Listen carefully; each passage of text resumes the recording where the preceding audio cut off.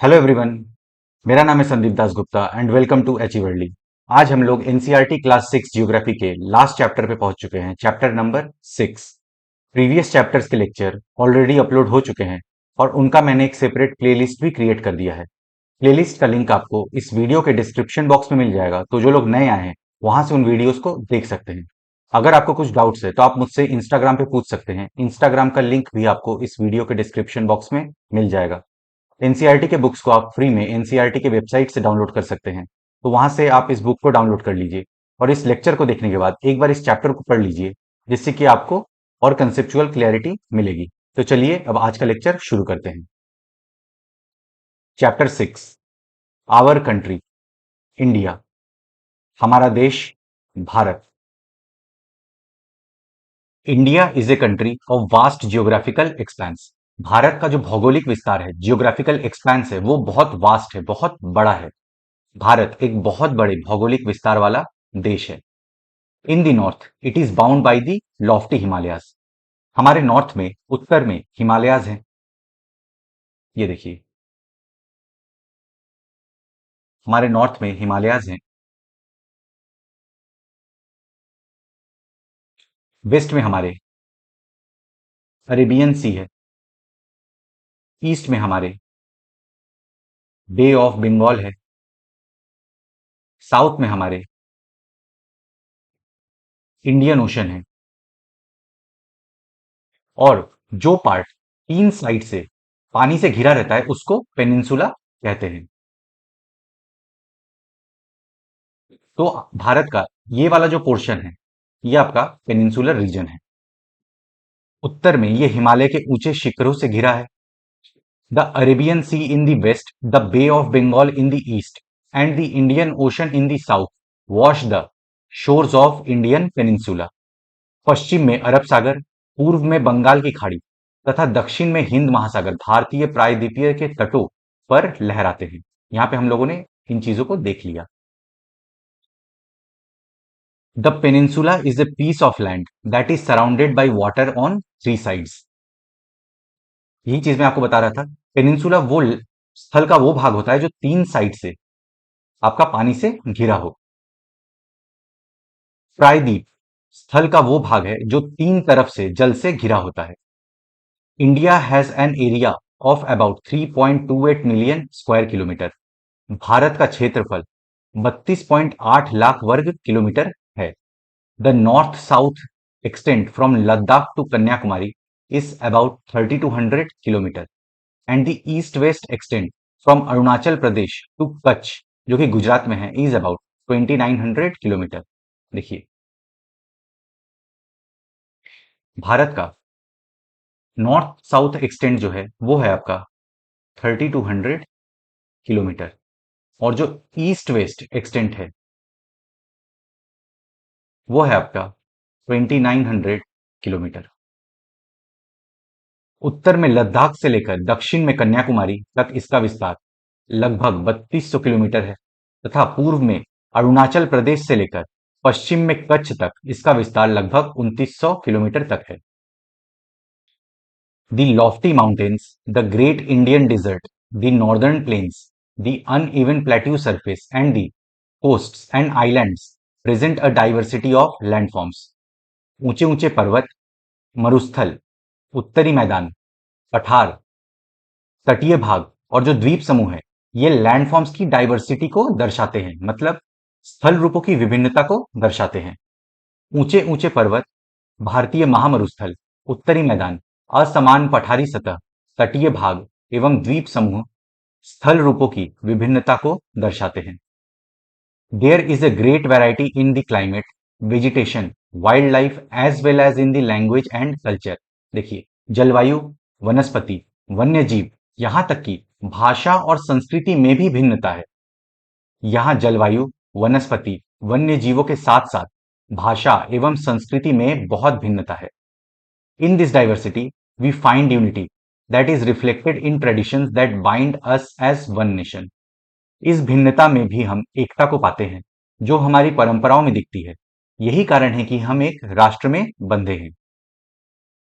जो हमारा next topic है वो है लोकेशनल सेटिंग, स्थिति।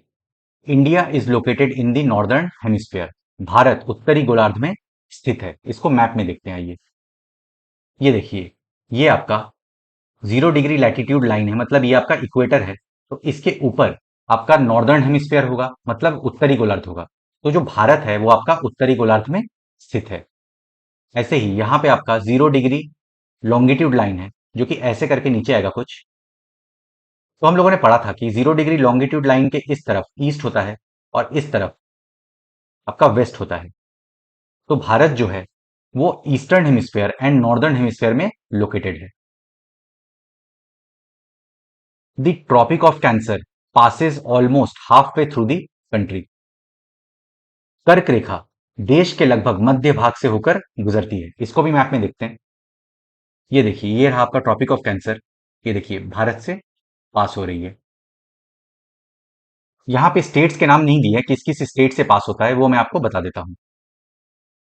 टोटल 8 स्टेट से पास होता है। तो पहला है गुजरात, फिर है राजस्थान, फिर है आपका मध्य प्रदेश, फिर है आपका छत्तीसगढ़, फिर झारखंड, फिर है आपका वेस्ट बंगाल, फिर है आपका त्रिपुरा एंड फिर है मिजोरम। ये टोटल 8 स्टेट से पास होता है। From south to north main land of India extends between 8 degree 4 minute north and 37 degree 6 minute north latitudes. ये देखिए, ये जो साउथ है, यहां से जो लैटिट्यूड पास होता है वो है आपका 8 डिग्री 4 मिनट नॉर्थ, और जो नॉर्थ से जो लैटिट्यूड पास होता है वो है आपका 37 डिग्री 6 मिनट नॉर्थ। तो ये मेन लैंड का एक्सटेंड है लैटिट्यूड्स का। दक्षिण से उत्तर की ओर भारत की मुख्य भूमि का विस्तार 8 डिग्री 4 मिनट उत्तर तथा 37 डिग्री 6 मिनट उत्तर अक्षांशों के बीच है। From west to east India extends between 68 degree 7 minute east and 97 degree 25 minute east longitudes. देखिए, यहाँ पे दिखाया गया, ये रहा आपका वेस्ट और ये रहा आपका ईस्ट। तो वेस्ट से जो आपका लॉन्गिट्यूड पास हो रहा है वो है आपका 68 डिग्री 7 मिनट ईस्ट, और जो ईस्ट से जो आपका लॉन्गिट्यूड पास हो रहा है वो है आपका 97 degree 25 minute east. Due to great longitudinal extent of about 29 degree, there could be a wide differences in local time of places located at two extreme points of India। देखिए, जो लॉन्गिट्यूडनल एक्सटेंट है वो बहुत ज्यादा है, लगभग 29 degree तक का है। इसके वजह से जो लोकल टाइम है, मतलब स्थानीय समय है, इन दोनों एक्सट्रीम पॉइंट्स पे वहां पे बहुत ज्यादा डिफरेंस देखने को मिलेगा। बहुत बड़े देशांतरीय विस्तार लगभग 29 डिग्री के कारण यहाँ के दो छोर पर स्थित स्थानों के स्थानीय समय में बहुत अधिक अंतर हो सकता है। हम लोगों ने ये पढ़ा था कि 15 डिग्री में 1 घंटे का फर्क पड़ता है। तो यहाँ पे लगभग 29 डिग्री है, तो लगभग 2 घंटे का फर्क हमको देखने को मिलता है ईस्टर्न इंडिया में और वेस्टर्न इंडिया में। As such the difference between these two points would be of about 2 hours. इस तरह की दूरी पर स्थित दो स्थानों के बीच समय का अंतराल लगभग 2 घंटे का होगा। ये देखिए, यहां और यहां के बीच में जो लगभग जो टाइम डिफरेंस है वो 2 आवर्स का होगा। तो इसी को हम लोगों ने रोकने के लिए एक स्टैंडर्ड मेरिडियन हम लोगों ने लिया है 82 एंड हाफ डिग्री ईस्ट से, जो कि आपका यूपी से पास होता है, और यहाँ के लोकल टाइम को हम लोगों ने नेशनल टाइम मान लिया है। ये हम लोगों ने सेकेंड चैप्टर में इसके बारे में डिटेल में पढ़ा है। अब जो हमारा नेक्स्ट टॉपिक है वो है इंडियाज नेबर्स, भारत के पड़ोसी देश। There are 7 countries that share land boundaries with India. 7 देशों की स्थलीय सीमाएं इसकी सीमाओं से जुड़ी हैं। देखिए, हमें यहाँ पे ध्यान देना है, बोल रहा है लैंड बाउंड्रीज, ठीक है। तो इंडिया के जो नेबरिंग कंट्रीज है उनमें है पाकिस्तान, अफगानिस्तान, चाइना, नेपाल, भूटान, बांग्लादेश और Myanmar. Across the sea to the south lie our island neighbors Sri Lanka and Maldives. दक्षिण में समुद्र में स्थित दो द्वीप श्रीलंका तथा मालदीव हमारे पड़ोसी हैं। ये रहा आपका श्रीलंका और ये रहा Maldives. Sri Lanka is separated from India by the पाक स्ट्रेट। पाक जल संधि भारत को श्रीलंका से अलग करती है। इसको आपको एटलस में ढूंढना है कि पाक जल संधि कहां पे है। और मैं यहाँ पे आपको एक चीज और बता देता हूँ साथ में, जब आप मैप को स्टडी करते हैं मतलब याद करते हैं, तो कभी भी रैंडमली याद मत कीजिए कि यहाँ पे चाइना हो गया, फिर आपने पढ़ लिया यहाँ पे अफगानिस्तान है, फिर यहाँ पे आ गए कि आप यहाँ पे म्यांमार है, फिर यहाँ पे आ गए इधर पाकिस्तान है, फिर इधर आ गए भूटान है, नेपाल है। ऐसे करके मत कीजिए, हमेशा एक सीक्वेंस में पढ़िए। Maldives, Sri Lanka, India, Pakistan, Afghanistan, China, Nepal, Bhutan, Bangladesh, Myanmar. तो ऐसे करके जब आप सीक्वेंस में चलते हैं एक, तो आपको बाद में विजुलाइज करने में आसानी होता है। तो ऐसे करके आप एटलस को देखिएगा, मैप्स को स्टडी कीजिएगा एक सीक्वेंस में। अब हमारा नेक्स्ट टॉपिक है पॉलिटिकल एंड एडमिनिस्ट्रेटिव डिविजन्स, राजनीतिक एवं प्रशासनिक विभाजन। India is a vast country. For administrative purposes the country is divided into 28 states and 8 union territories. Delhi is the national capital. The states have been formed mainly on the basis of language. Bharat एक विशाल देश है। प्रशासनिक क्रियाकलापों के लिए देश को 28 राज्यों एवं 8 केंद्र शासित प्रदेशों में बांटा गया है। दिल्ली भारत की राजधानी है। राज्यों का निर्माण मुख्यतः भाषाओं के आधार पर हुआ है। देखिए यहाँ पे ये बहुत ही अच्छा मैप दिया गया है। अगर आपको कैपिटल्स याद है सारे स्टेट्स के तो अच्छी बात है, नहीं तो आप सारे कैपिटल्स को याद कर लीजिएगा स्टेट्स के। तो चलिए अब आगे बढ़ते हैं। अब जो हमारा नेक्स्ट टॉपिक है वो है फिजिकल डिविजन्स, भौतिक विभाजन। India is marked by a diversity of physical features such as mountains, plateaus, plains, coasts and islands. Bharat में पर्वत भी पाए जाते हैं, पठार भी पाए जाते हैं, मैदान भी पाए जाते हैं, तटीय भाग भी पाए जाते हैं और द्वीप समूह भी पाए जाते हैं। भारत में पाई जाने वाली भौतिक आकृतियां विभिन्न प्रकार की हैं, जैसे पर्वत, पठार, मैदान, तट तथा द्वीप समूह। Standing as sentinels in the north are the lofty snow capped Himalayas. North में हमारे हिमालयाज है, ये हम लोगों ने पहले ही स्लाइड में देखा था। उत्तर में बर्फ से ढका हिमालय संतरी की तरह कार्य करता है। हिम प्लस आलय means the abode of snow. Him plus आलय का मतलब होता है बर्फ का घर। The Himalayan mountains are divided into 3 main parallel ranges. Himalaya पर्वत को 3 मुख्य समानांतर श्रृंखलाओं में बांटा जाता है। पहला, the northern most is the great Himalaya और हिमाद्री। जो सबसे नॉर्दर्न मोस्ट है उसको ग्रेट हिमालय कहते हैं या फिर हिमाद्री कहते हैं। The world's highest peaks are located in this range. विश्व की जो सबसे ऊंचे शिखर है वो इसी रेंज में पाए जाते हैं। सबसे उत्तर में स्थित श्रृंखला को वृहद हिमालय या हिमाद्री कहते हैं। इसी श्रृंखला में विश्व की सबसे ऊंची शिखर है। दूसरा, मिडिल हिमालय और Himachal lies to the south of Himadri. देखिए हिमाद्री के साउथ में मिडिल हिमालय या फिर उसी को हिमाचल भी कहते हैं लाई करता है। Many popular hill stations are situated here. आपका होमवर्क है कि आपको पता करना है कि हिमाचल में या फिर मिडिल हिमालय में कौन कौन से हिल स्टेशन आते हैं। मध्य हिमालय या हिमाचल हिमाद्री के दक्षिण में स्थित है। बहुत से लोकप्रिय पहाड़ी स्थान यहां स्थित हैं। तीसरा, the Shivalik is the southern most range. Shivalik सबसे दक्षिण में स्थित श्रृंखला है। आइए इसको अब मैप में एक करके देखते हैं। ये रहा आपका ग्रेट हिमालय जिसको कि हिमाद्री भी कहते हैं, ये रहा आपका मिडिल हिमालय जिसको कि हिमाचल भी कहते हैं, और ये रहा आपका सबसे लास्ट में शिवालिक रेंज। हिंदी में देख लेते हैं। ये रहा आपका हिमालय जिसको कि वृहद हिमालय भी कहते हैं। ये बीच में आपका है मध्य हिमालय जिसको कि हिमाचल भी कहते हैं, और सबसे नीचे है आपका Shivalik. The northern Indian plains lie to the south of Himalayas. Himalaya के दक्षिण में भारत का उत्तरी मैदान स्थित है। ये देखिए हिमालय के दक्षिण में साउथ में ये रहा आपका नॉर्दर्न प्लेन्स। ये आपका पूरा नॉर्दर्न प्लेन का पार्ट है। ये रहा आपका उत्तरी मैदान। ठीक है, they are generally level and flat. ये मैदान जो होते हैं ये सपाट होते हैं, समतल होते हैं। ये मैदान समतल तथा सपाट हैं। They are formed by the alluvial deposits laid down by the rivers the Indus, the Ganga, the Brahmaputra and their tributaries. ये जो मैदान जो बने हैं ये कैसे बने हैं? एलुवियल डिपॉजिट से, मतलब जलोढ़ निक्षेपों से ये बने हैं। और ये जलोढ़ निक्षेप या एलुवियल डिपॉजिट्स कहां से आते हैं? इन नदियों से, सिंधु नदी, इंदस नदी मतलब, गंगा, ब्रह्मपुत्र और उनके सहायक नदियों से। ये मैदान सिंधु, गंगा, ब्रह्मपुत्र तथा इनकी सहायक नदियों के द्वारा लाए गए जलोढ़ निक्षेपों से बने हैं। These river plains provide fertile land for cultivation. ये जो नदियों के पास जो मैदान होते हैं वो कृषि के लिए बहुत ही उपजाऊ होते हैं। नदियों के ये मैदान कृषि के लिए उपजाऊ भूमि प्रदान करते हैं।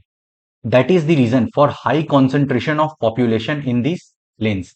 इसी वजह से इन प्लेन्स के आसपास जो पॉपुलेशन है, जनसंख्या है, वो बहुत अधिक है। यही कारण है इन मैदानों में जनसंख्या अधिक है। Alluvial deposits. These are very fine soils brought by rivers and deposited in the river basin. ये बहुत ही महीन मिट्टी होती है, मतलब फाइन सॉइल्स होते हैं, और ये नदियों के द्वारा लाई जाती है और रिवर बेसिन में निक्षेपित कर दी जाती है, मतलब डिपॉजिट कर दी जाती है। जलोढ़ निक्षेप ये नदियों के द्वारा लाई गई बहुत महीन मिट्टी होती है तथा नदी बेसिन में निक्षेपित कर दी जाती है। Tributary, a river or stream which contributes its water to a main river by discharging it into main river from either side. सहायक नदी, एक नदी या सरिता जो कि मुख्य नदी में किसी भी तरफ से आकर मिलती है तथा अपने जल को मुख्य नदी में विसर्जित करती है। देखिए इसको समझते हैं। मान लीजिए ये आपकी गंगा रिवर है और गंगा रिवर में सोन नदी आके अपने जल को विसर्जित कर रही है। ये आपकी सोन नदी है। तो जो सोन नदी होगी उसको हम लोग ट्रिब्यूटरी ऑफ गंगा कहेंगे, मतलब गंगा की सहायक नदी।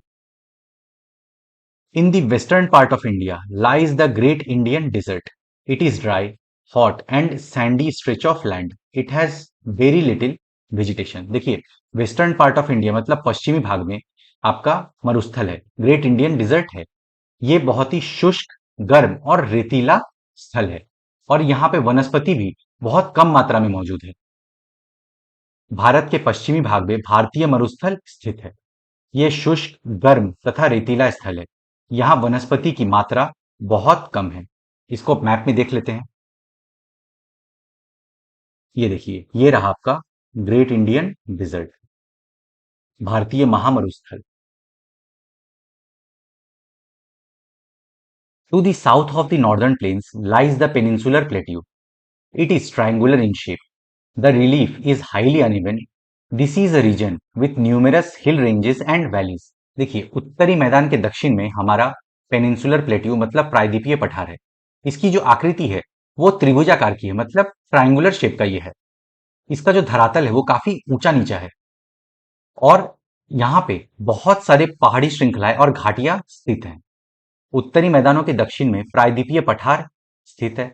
इसकी आकृति त्रिभुजाकार है। इसका धरातल काफी ऊंचा नीचा है।